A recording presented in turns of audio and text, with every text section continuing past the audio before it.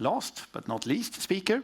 Rob McEwen have already been here on the stage and presented his company. So I'm told that as a keynote speaker, his theme will be focused on mining, but a little bit different. So give a warm welcome to Rob.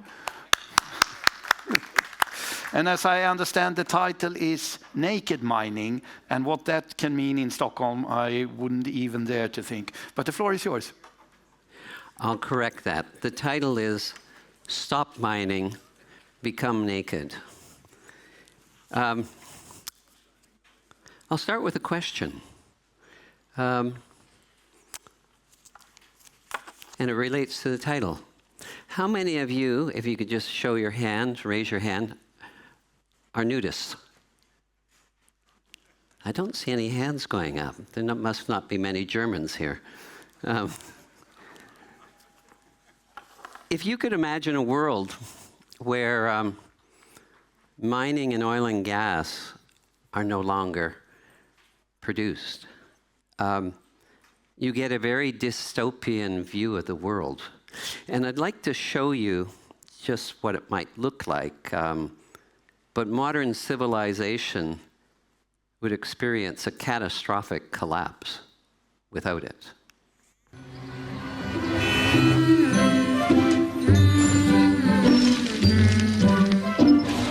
Stell dir vor, wie im Traum, seh ich was, glaub es kaum. Alles was von Hand gemacht, das geht grad vorbei. Ich schau mich um, sing ein Lied davon, dass nichts mehr geht. Komm mit mir, egal wohin, nimm meine Hand und lauf. Stell dir vor, wie im Traum, seh ich was, glaub es kaum. Alles was von Hand gemacht, das geht grad vorbei.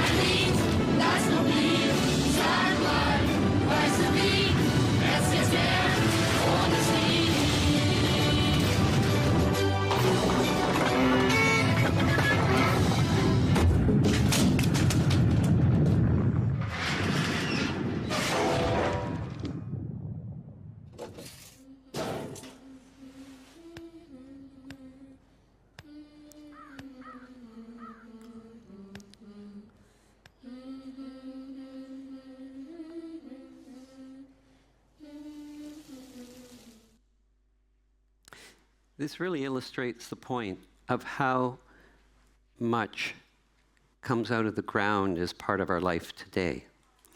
And I think there are very few people in the world that appreciate how chaotic the world would become if these industries stopped. And they also don't understand how far mining and oil and gas have gone to improve their environmental record. But I'd like to show you one other video that deals with removing hydrocarbons from your life. He's through. He found nothing, and now it's like an open field ahead. 35, 40, what a block, 40 yards.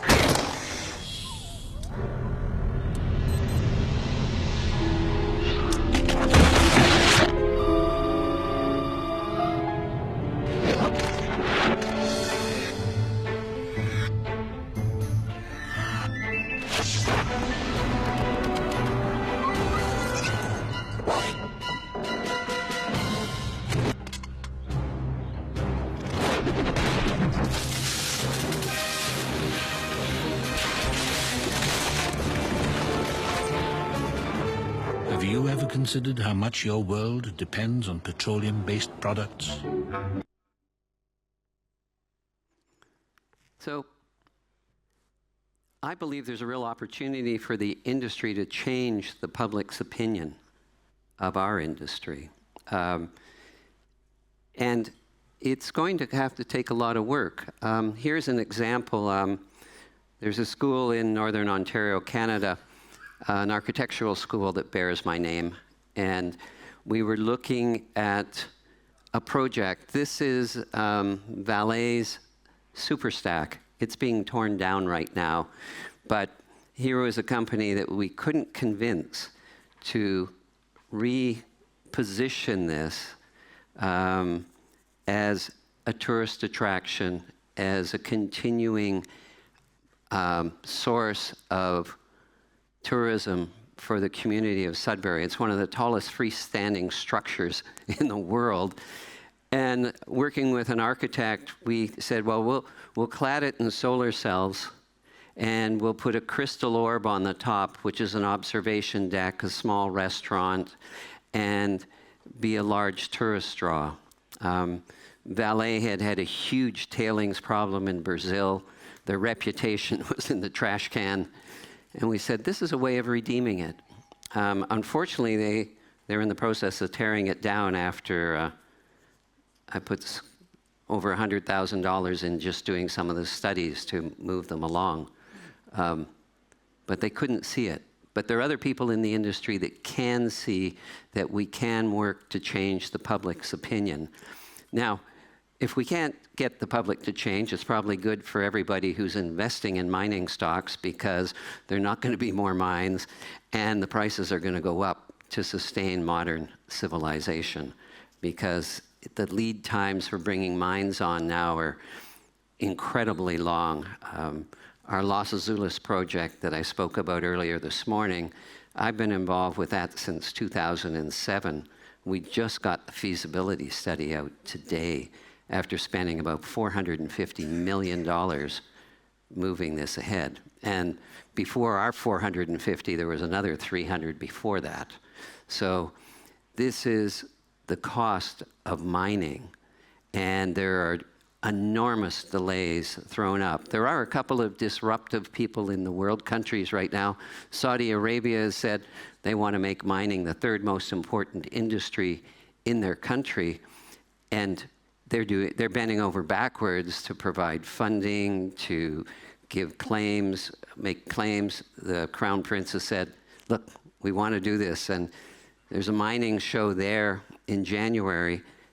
Last year, well, this year it was the 4th year of it, but it went from the first year 7,000 attendees to this year 27,000, and everybody's moving around saying, could you help us mine? We've never mined before. And the Crown Prince wants to see this. So it's quite enlightened. You're seeing the United States do that. Argentina is doing that. They're recognizing high-paying jobs, long life assets contributing to society. And so we just have to get to that point, because there's everybody holds this legacy image in their mind, not everybody, but most, of the destruction of the environment. And can you do it differently? And I'd like to show you, that's the observation deck that was envisioned on top of the tower. I'd like to show you what we're looking to do in Argentina, but to help you understand the problem, there is an acute shortage of people, of students going through mining, geology, and taking jobs in the industry. And here's just the enrollment from 1970. In the US, over on the left, you can see the decline. In Canada, the same thing. I'm not sure in the Scandinavian countries, I didn't have that data. But that negative perception that's being taught from kindergarten all the way through university has discouraged people to go into this industry. And we are facing, certainly in North America, a real shortage of talent. And if there's no talent, there's no industry. And if there's no industry, our life is going to become more difficult. So back in 2021, I brought in an architect who's considered the Steve Jobs of the green living building space. And I said, help us change the perception of mining. And McEwen this is his voice talking about this project we're putting in Argentina. It goes without saying that we need to transform industry to provide us with the materials we need for a renewable society, but without the historic legacy of environmental damage. Copper is one resource that will only grow in importance as we replace fossil fuels with a decarbonized world. Electric cars, wind turbines, batteries, solar panels, and the computers that power everything all require copper. And that copper needs to be green copper, carbon neutral and ecologically responsible. When we started the project, we began by drafting a set of principles for the project that would guide the team in its decision-making and approach. We did this work informed by the place itself.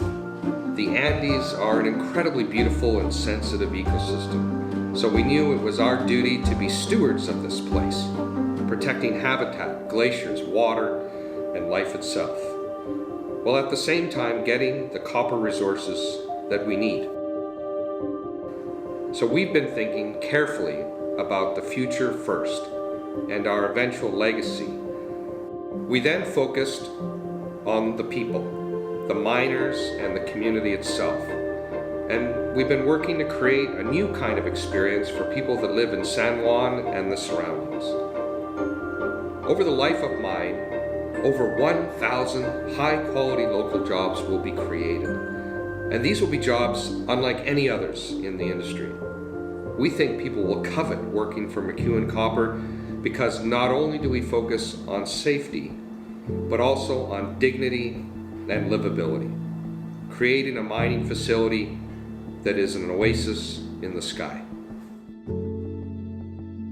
Here is our vision for the mine camp of the future. Beautiful, inspiring, and bold. A biosphere of health and life.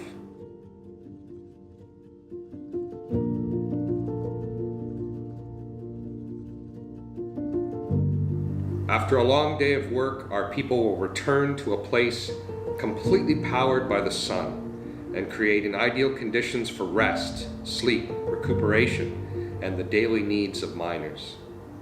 Imagine a place that grows its own food, collects and treats its own water, and generates energy without emissions on a giant solar super roof.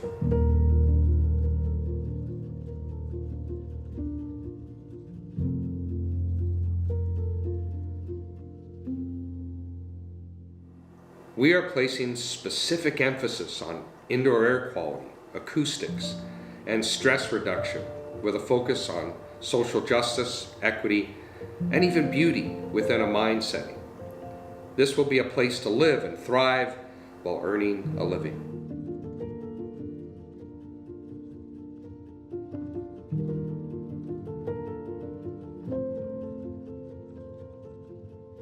We're designing an ecological water treatment valley that not only completely protects downstream water quality, but allows for the creation of new habitat and the enhancement of vegas.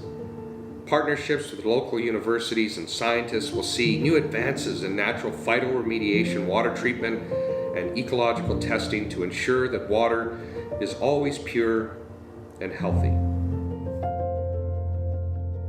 Our entire mine operation will be powered by on-site and off-site solar farms, generating all electricity without carbon emissions. Wherever possible, conveyors and fleet facilities will be electrified and plugged into this network of clean energy with batteries instead of diesel for backup generation.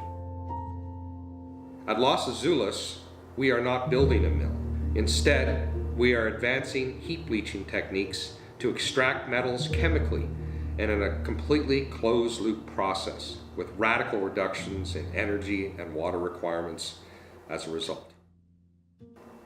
And finally, a state-of-the-art, renewably powered electrowinning facility will produce pure copper, so that from the pit to the product, our investors and customers know that sustainability informed every single step, and they can count on that for their own ESG goal setting.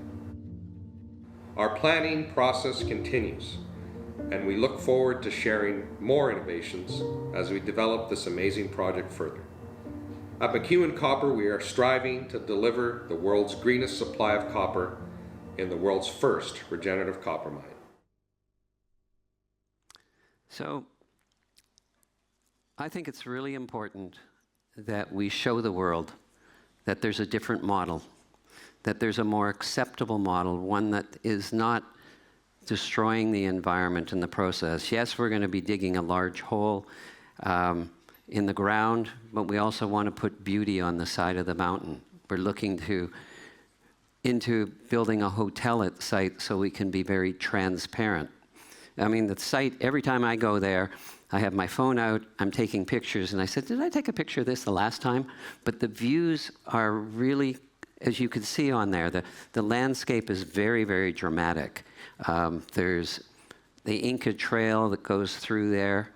There's petroglyphs in certain places. It's something you want to preserve for a very long time. And so we want to be very transparent, and I think the challenge facing the industry is we have to get out there and we have to show. It's no longer a case. We have to show that we're better stewards of the environment. We have to show that there are tens of thousands of products that we use every day in our life that come out of the ground. We have to show that the products we're making, a lot of them are critical to the technologies that are going to control climate. And it's just getting up on the stage and giving a better message. And we have to start at the schools at the very early stage because, as I said earlier on, there's a real shortage of talent coming to the industry. You're probably going to see more automation and more robotics coming into this space. But right now we're dealing with the present, and we need to change the way we operate. We have to show. And I think maybe I could ask you, since you didn't raise your hand before, but I'll give you a second chance. Do you think this approach would help the public impression of mining, that it would improve by what we're trying to do at Los Azules? If you agree, put up your hand. If you don't agree, just leave it down. Okay, that's a positive endorsement. Thank you. I think every company that derives a revenue from mining also has to be going out and talking about the benefits of mining. From the accountants, the investment bankers, the lawyers, the governments that get the taxes, and say there is a better way. Where I showed you that at the beginning, that smokestack, that's in the town of Sudbury, Ontario, Canada, and it was used as a measure of pollution. One Sudbury or two Sudburys. It was a big nickel refinery that spilled out fumes that turned into acid rain, just obliterated the landscape. So much so that when NASA wanted to test its lunar rover before shooting it up to the moon, they took it to Sudbury. Today, it's all been reclaimed. It's all forest that was once the landscape that looked like the moon. So it is possible to change public opinion. It is possible to give a better picture to the world. So that's what we're working to do, and we're trying to encourage anybody in the industry to do the same to improve the public perception of mining, to protect our world from becoming naked, homeless, and hungry. Thank you very much.